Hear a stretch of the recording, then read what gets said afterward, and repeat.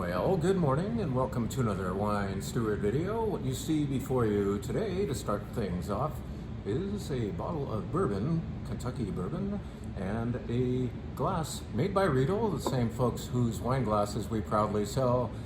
This is called their neat glass. Well, when you drink spirits neat, that means you're having it perfectly straight, no additions whatsoever.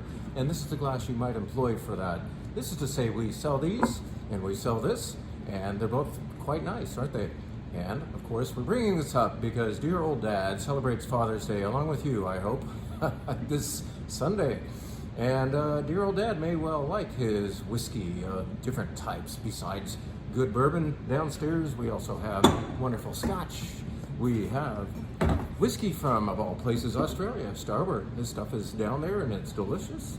We even have Japanese whiskey, which I would equate with sometimes the delicacy of a good scotch. So hey, have a look at our spirits section and think about dear old dad and perhaps give him a pair of these neat glasses as well. Now when it comes to whiskey, I prefer adding a drop or two of water. So not quite so neat necessarily, but man, just a drop or two really lets that beautiful spirit open up, bloom, you might say. So think of dad when you're having a look at our spirit section, if he's into that kind of thing, and just know that we are beautifully stocked with quite an array of things. Whiskey, rum, tequila, and gin, and gin, and gin. I like my gin.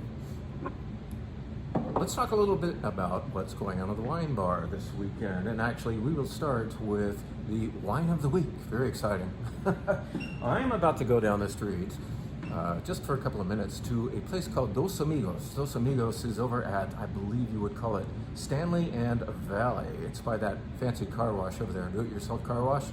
Dos Amigos makes some of the best fish tacos in town, and that's going to be my lunch today, especially because I want to prove to myself once again that this wine right here is one of the greatest fish taco wines in the world. Is it from Mexico? No, but it does hail from another Spanish-speaking country. That would be Spain. And this Verdejo, or Verdejo, that's the name of the grape, is grown about 45 minutes drive north and a little bit west of Madrid. Madrid's right in the middle of that country, and Rueda is in a similarly hot place a little bit north of there. And that's where this white grape remarkably maintains its acidity, even though it's growing in a hot area up there on what they call the meseta, at least a couple thousand feet up. And that's the remarkable thing, and that most white grapes lose their acidity, lose their nerve, their verve, their anxiety in hot climes. And so Verdejo's remarkable for that. It's also remarkable for refreshment on a hot summer day in Madrid. And if you're strolling around doing a so-called tapas crawl and going from place to place, having a sip of something along with a little bite of something and then moving on to the next place, you will note that on just about every sandwich sign outside of those places that you see, you will see all the wonderful food items special to that place featured line by line, and often at the bottom, and what to drink, a €3 glass of Verdejo. It's so refreshing and zingy, and maybe they don't do fish tacos in Spain, but they have things like it. A lot of great seafood in Spain. Spain per capita eats a lot of seafood, did you know that? That's why they love this Verdejo. Great fish wine, whether or not you're having fish tacos in particular, have it on a hot summer day, and we're bound to have those pretty soon. Very lively, nervous, anxious, urgently acidified drink of juicy citrus fruit, a little bit grapefruity perhaps. Dry wine, but lots and lots of fruit. It's our wine of the week. I haven't even named it yet. I told you it is Verdejo from Rueda, but the name of the winery or the wine is Nicia, or Nicia.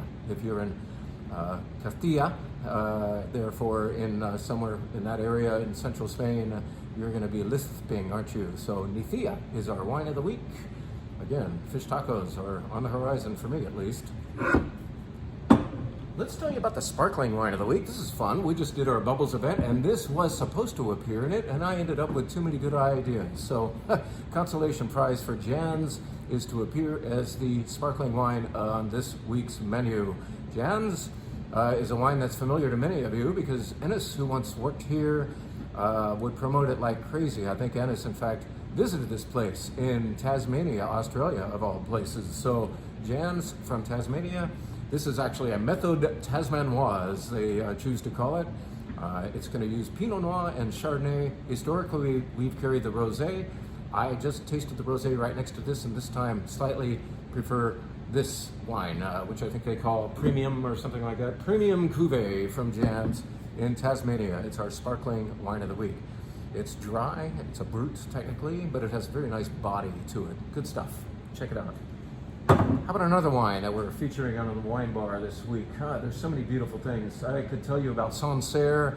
We finally have Sancerre back on the menu, but why don't we point this one out? Something not as well known to many of you, but well known to certainly anybody living in Campania, Italy. Campania, the capital of which is Naples, or Napoli. This is a Greco di Tufo. That's the name of the grape and the location actually within Campania. This is very, very thoughtful stuff. Typically, we have carried their Falanghina, and this time we're going up a buck or two to carry their technically better wine called Greco di Tufo. Again, it's a dry wine, very beautiful food wine from Campania, Italy, and it's part of the white wine flight. The theme for the white wine flight this time is just refreshment. These are all no oak whites that furnish a lot of zing. As the weather warms up, that's what we want around here in our Livermore Valley, don't we?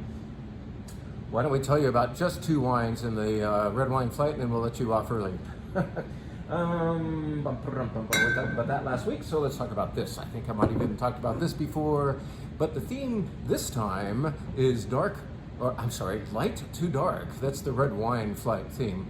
Lighter wine to darker wine, and when this is poured in your glass, you'll understand this is very, very delicate in color and kind of wispy in its attitude too. I imagine it has lower alcohol, so it's not heavy in color or in alcoholic weight, but it's so beautifully fragrant. What are we talking about?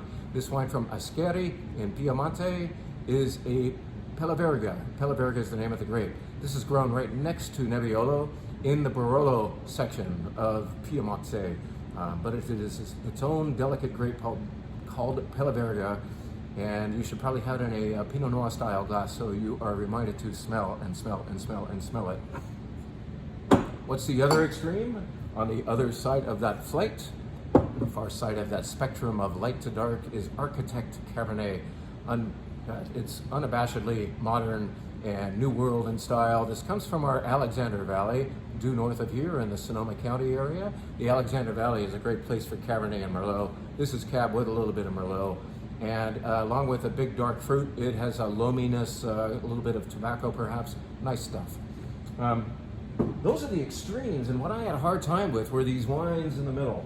And I think I've finally landed on the excuse that a wine might be dark in color, but it might not be as light in weight. And so I had to play around a bit of tasting to figure out where these wines landed in that two ideas of dark to light, one in body and one in color. So a nice Rioja, a very nice, somewhat aged Sangiovese from Nine Hats, which is the second label for Long Shadows up in Columbia Valley, Washington.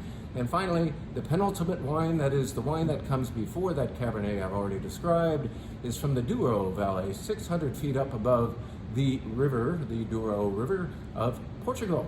This is where some of you have actually taken river cruises, I believe, and some of you have also visited it by car. This is a remarkable valley, very, very scenic, up the river from Porto itself. This uses two port varieties, Tinta Amarela and Tinta Roriche. Amarela I can't tell you much about. I can tell you that Tinta Roriche is the Douro Valley's name for Tempranillo, our old friend Tempranillo. These wines are historically rugged, but this one is very, very friendly. Dark in color, and yet very mild in attack. So that's why it comes before the Cabernet. That's it.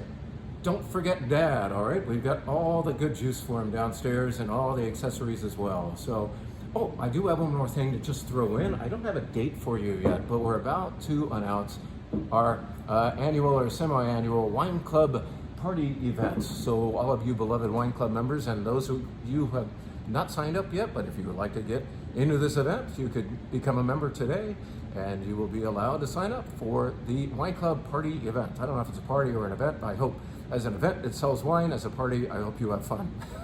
That's coming. We're trying to decide whether to do it on an early Sunday evening or a weeknight, but it happens about 2 weeks from now. So stay tuned for that.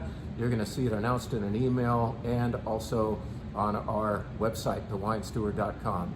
Thank you for everything you're doing here, and happy Father's Day to all you dads out there.